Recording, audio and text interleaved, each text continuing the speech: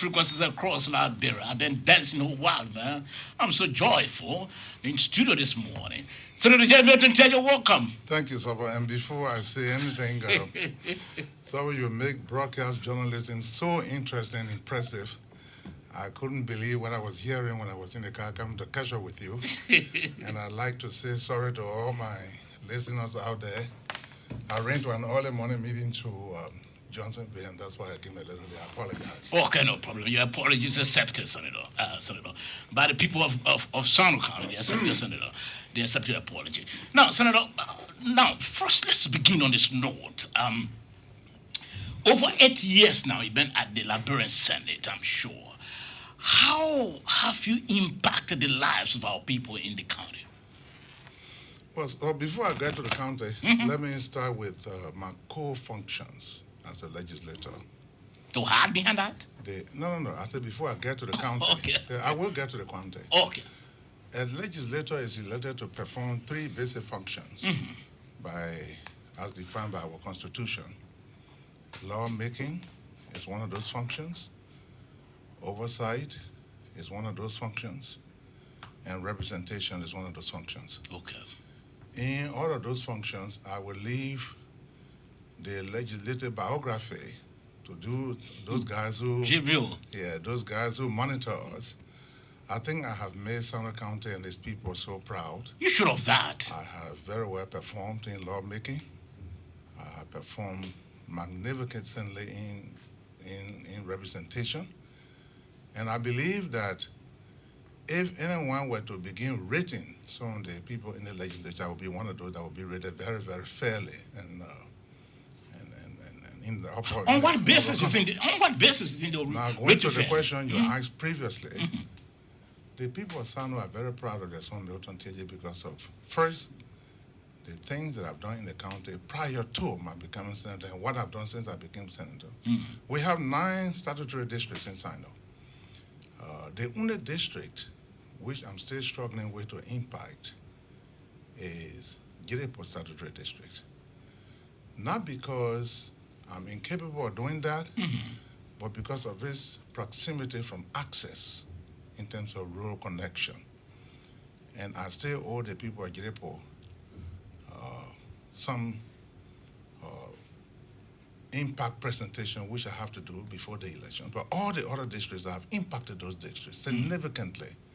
So let's be specific now. Let's be specific, Senator Teahjay. I'm sure when the former president, Ellen Johnson, said he was in office, your county received a lot of monies under the legislative development funds. As legislative development funds, how much of that money that you really invest in Sinoe County? All of it. We invested all of it in Sinoe County. Let me begin with human resource development, capacity building. In Sinoe County, we were able to successfully bring home the management of the Sinoe County scholarship. And under my watch for 5 years in Sinoe, that scholarship was well managed, even though entrusted to a few of the students in Moravia to try to do the counter checking with university, from university to university. But the tally that we're able to pick together before I came in studios, in 5 years, close to about 92 students impacted. I mean, they were impacted by the scholarship. All of them got bachelor's degrees. 2 of them got master's degrees, and the rest of it got bachelor's degrees. Then I left Sinoe and came to town. That is the human resource capacity building component of what was achieved while I was superintendent.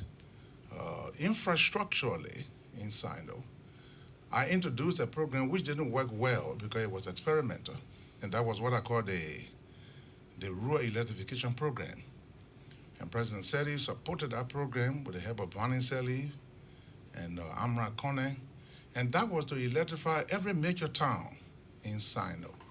Because before then, if you got to a town around 5:30, 6 o'clock, everyone would virtually be getting ready to go to sleep, the darkness. So I said, no, this could not continue.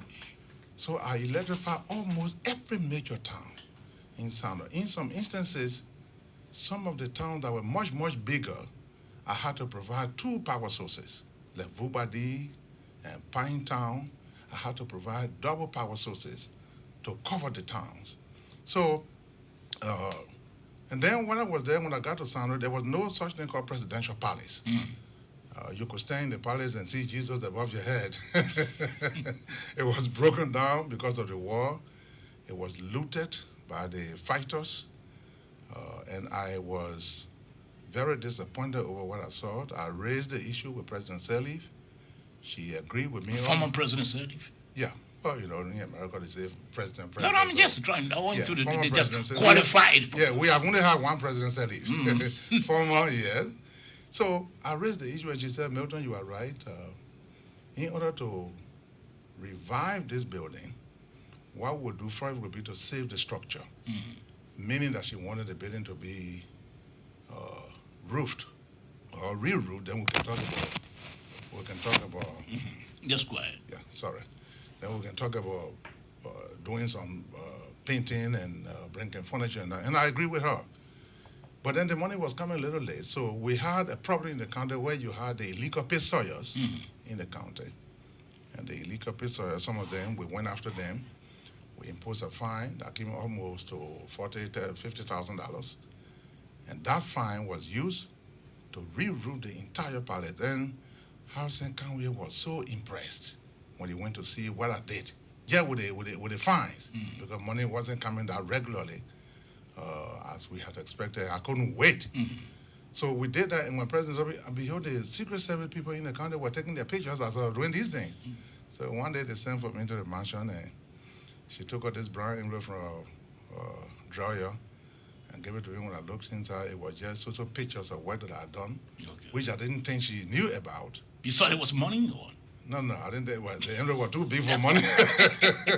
Okay, Senator, let's try to get statistics from you. Yeah. Since serving as senator in the county, how many schools have you built?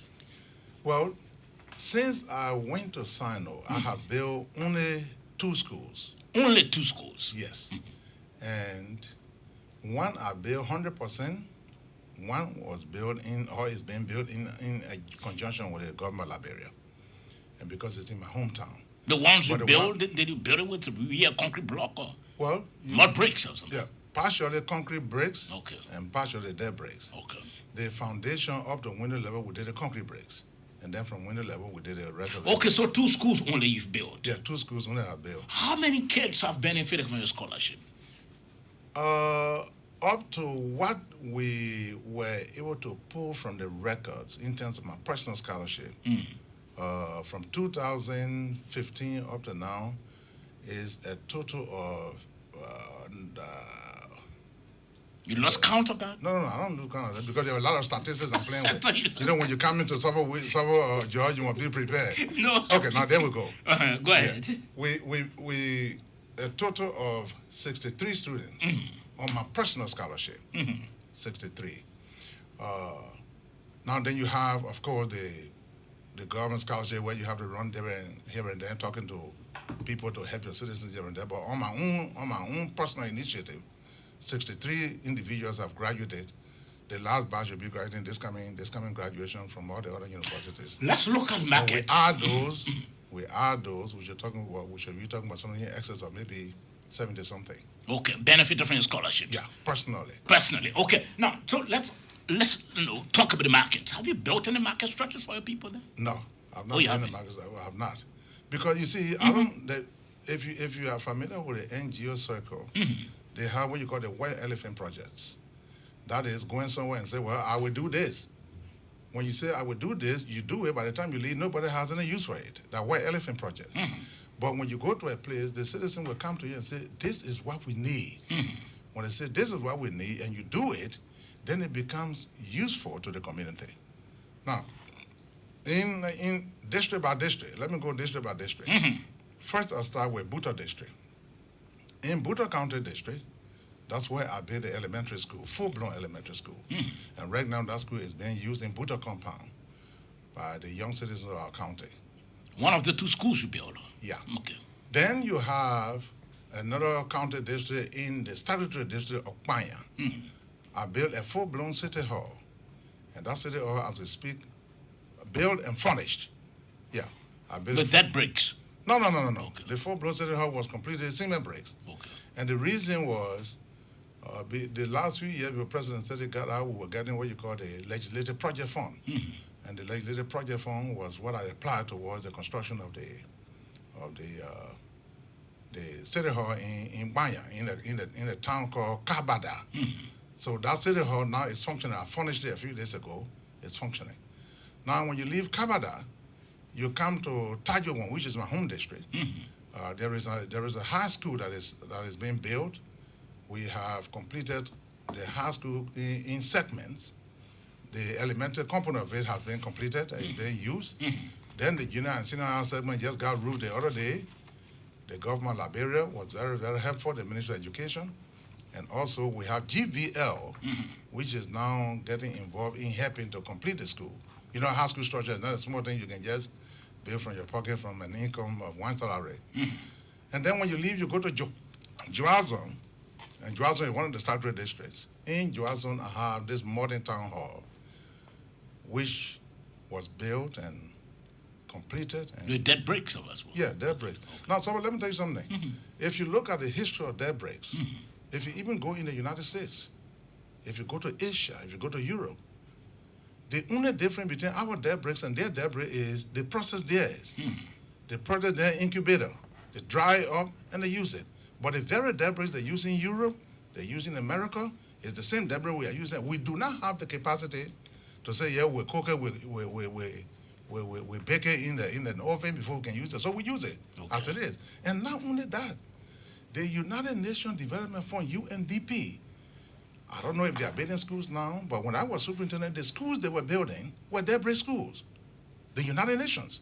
So there is no harm in using dead bricks to build structures that are useful to our people. Okay, let's now, ask. So in Juazon, I have the modern town hall, which the people are using. They asked for it, so we have it there. It's in use as we speak. Okay. In Dugbe Statutory District, there's a town there called, what's the name of the town you get? But in Dugbe Statutory District, there's a clinic, a 10-bedroom clinic that is under construction. As we speak now. As we speak. From your pocket? Yeah, from my pocket. Personal project. A 10-bedroom clinic that is under construction in Dugbe. And Dugbe is one of the statutory districts. Kunwiao is the community. In Kunwiao, unfortunately, I was taking the truck there, was seeing the truck got sunk in the river. Everything's spare. So that's the danger and the complication in trying to do projects in faraway areas. Now, I'm not upset about that because they are good people. No matter how many times pickups and trucks will go into the river, I will still recover and go back to complete. Well, let's talk about the women. Do you have any loan? Have you given your market women loan? Yes, you haven't built a structure for them before, but I'm sure, have you empowered them in some way? Yes, I have empowered women. We went to a Sinoe conference in a community called Jitra. And in Jitra, I put out the first $500,000, which is Liberian dollars, to see how they would manage it. I gave it to the community, and Mr. Otelo Donangwe was then fiscal superintendent of Sinoe, and that money was managed properly. It was on women who credited for it. It was a loan or what? Yeah, it was a... Well, they pay back to you? Actually, no. Okay. No benefit to me. Okay. But provided then you can draw it down there as a marketeer. If you draw down on that money, you take it, you improve your market, then you come back and put it back into the same fund. Another person... That was during the last administration? No. I'm talking about when I became senator. Okay. Yeah. So that was the loan program that was put in place. 500,000 Liberian dollars? Yeah, 500,000. Small money, man. Yeah, small money. Better late than never.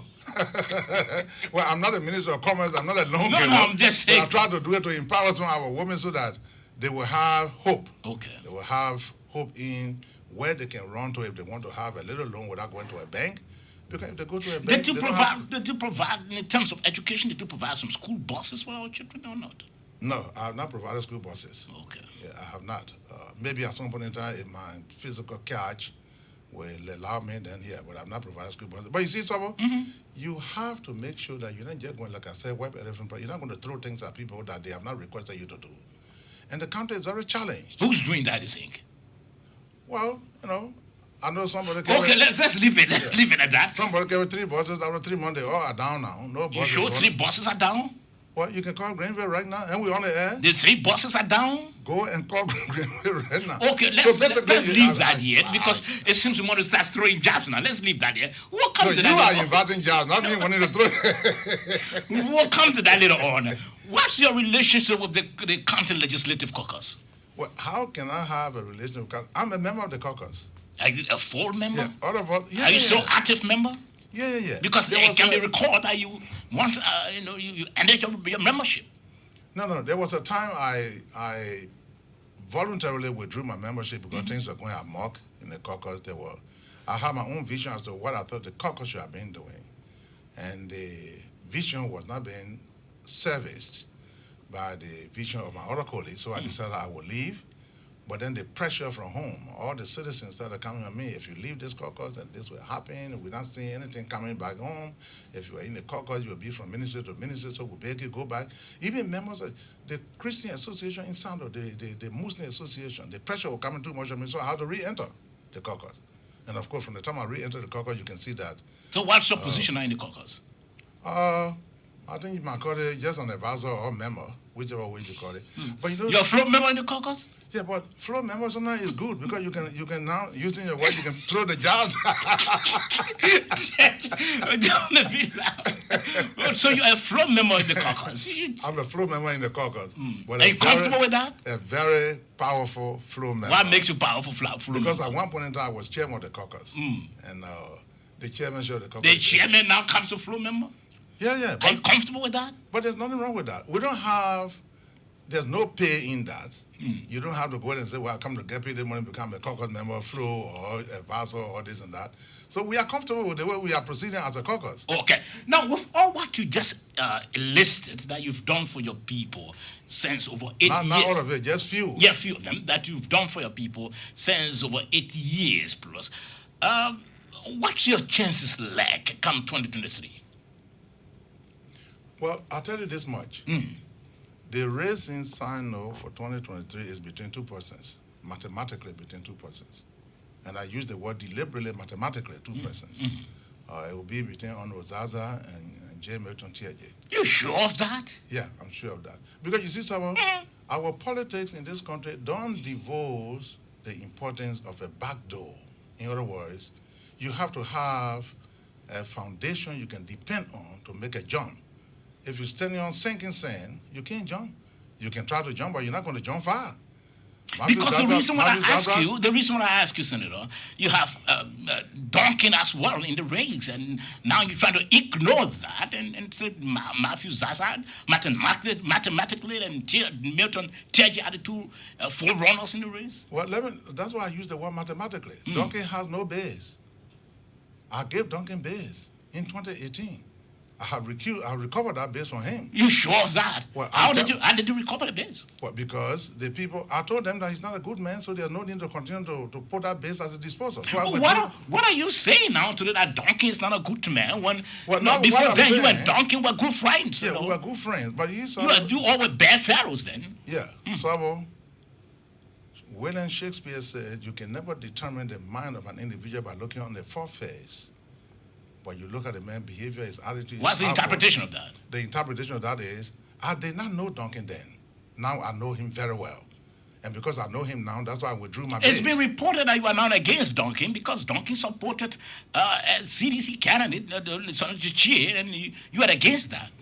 Is it true? That couldn't be totally true because the last campaign, when she gave him the $28,000, he made away with it. Duncan made over $28,000. Yeah, and I was on the road myself. You're making up. Now, listen to me, you're throwing mental allegations here. Yeah, but Sorbor, you want answers. And you want answers? I want answers. Okay, now let me repeat.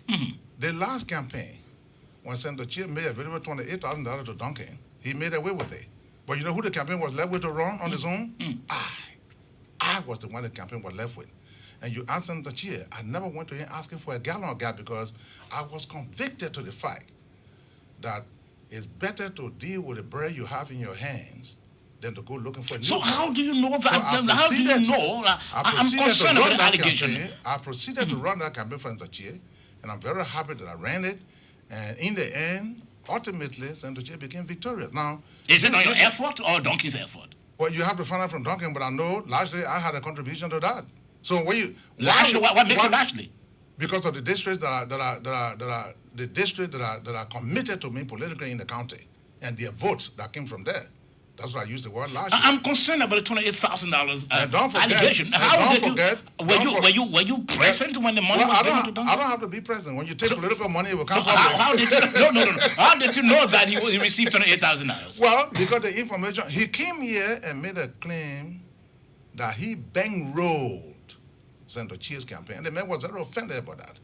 I want to keep Senator Teahjay out of this debate. Let's deal with me and Duncan and Sinoe County.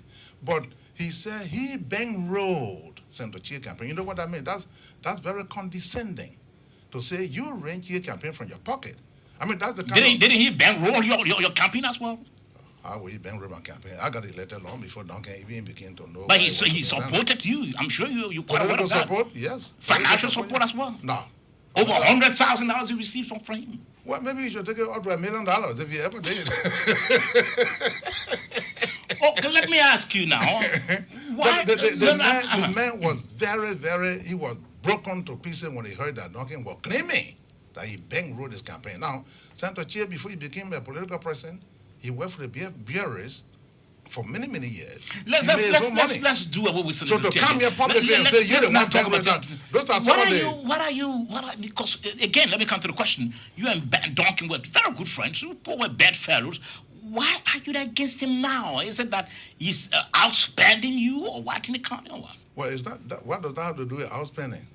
Now, he's spending more than you in the county. Well, you know, Sorbor, sometimes... I'm not taking more projects than Teahjay. You see what I said? No, I'm just asking. You want No, answer? I'm asking. I am the one with the biggest scope of projects implementation in Sinoe County than Duncan.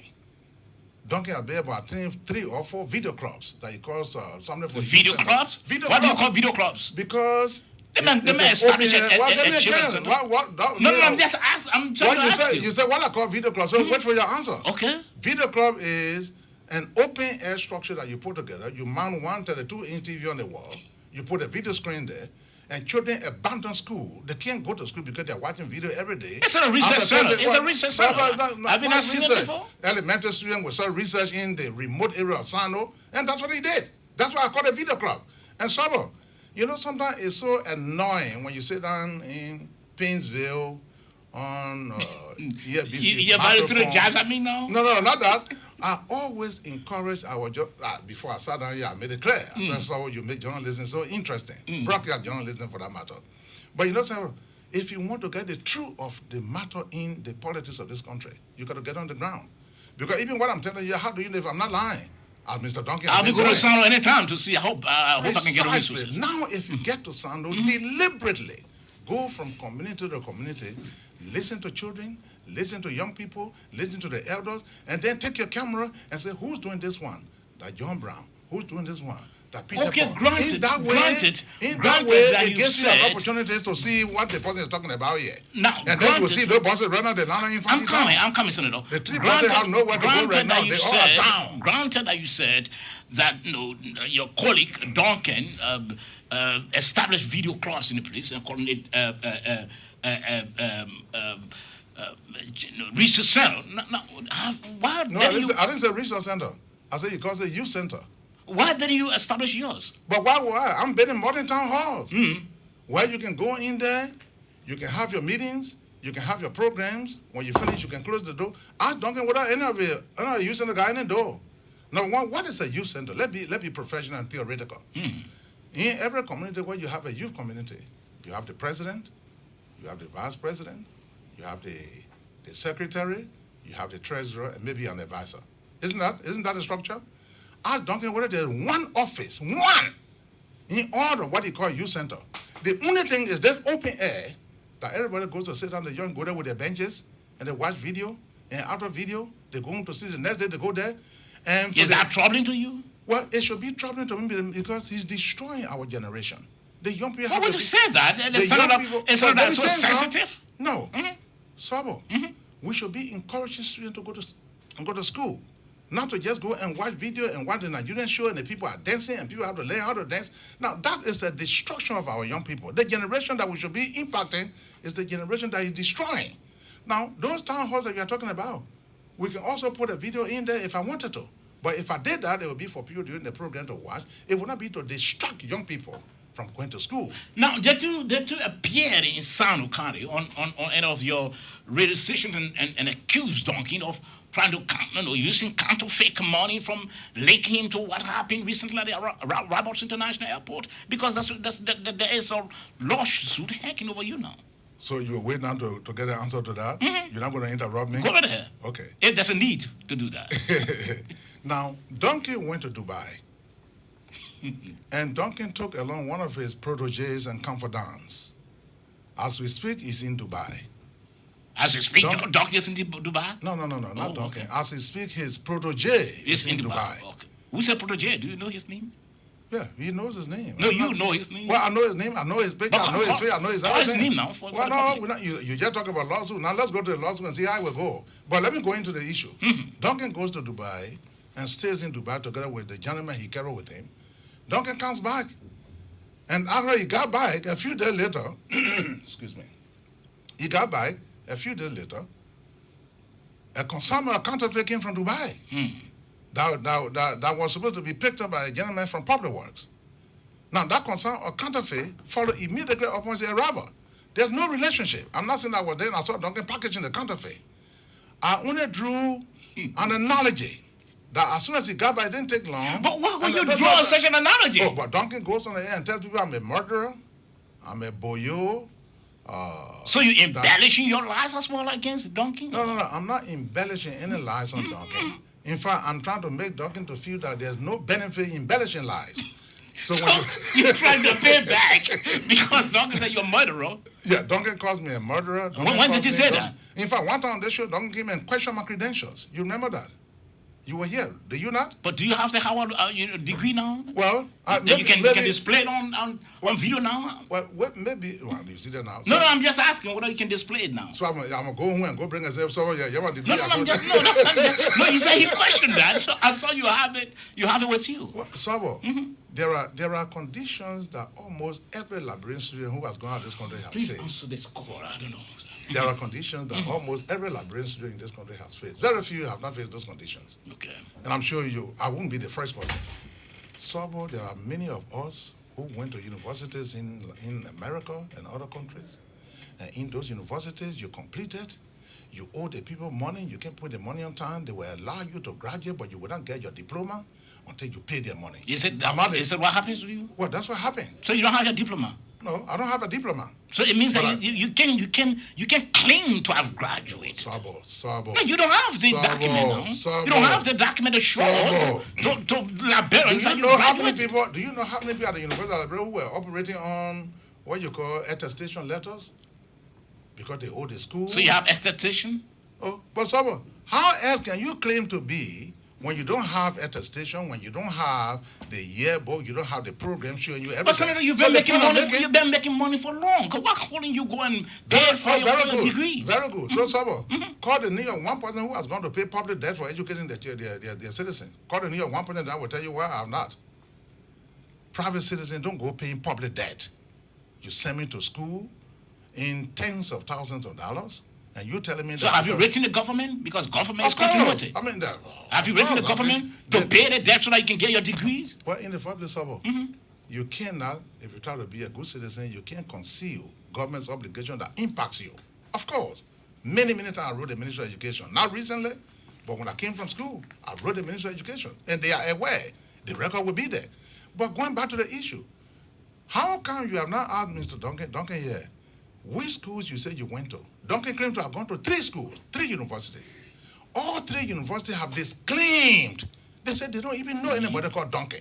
But yet, Duncan went and printed diploma on Gather Street and put on a jacket and said he graduated.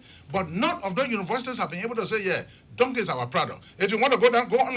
No. You got the computer in front of you. Go to University of Minnesota. Duncan said he graduated from there, he got a bachelor's degree. University of Minnesota says... No, we are talking about yours. We are talking about yours. You can't talk about mine in isolation of his, because he is the accuser. I am the accused. You go on the website of University of Minnesota, he said 2003, he got a bachelor's degree. University of Minnesota saying, never heard of him. Then he went to Strayer. He said he got a master's degree from Strayer. Strayer? Yes. We went to Strayer. We said, never heard of him. Then he said, not Hennepin, an associate degree. Went to North Hennepin, we never heard of him. But he's teaching a couple of universities around. The what? You aware of that? You say he's teaching a couple of universities. Yeah. No, I'm just. Are you aware of that? No university in the Republic of Liberia will allow Duncan to stand before a student to say, teach. Never. I put up a challenge. No university. I don't think even a high school will allow Duncan to stand before a and say, teach. How can you go to because you have a truck? Why are you so better with Donkey? No, I'm not better with Donkey. You're asking me questions. I'm responding to your questions. I'm not better with Donkey. Donkey is not in my way. Like I told you, so you know that realistically. I'm coming, Senator. You know that realistically, Donkey was never connected or linked to any counterfeiting. What does that mean? I mean, I'm asking, what are you you go and ask the security people because I'm not going to talk about their investigation. Now they are doing investigation whether Donkey is linked or not. What is security for doing investigation? You got a FIU, you got a National Security Agency. You got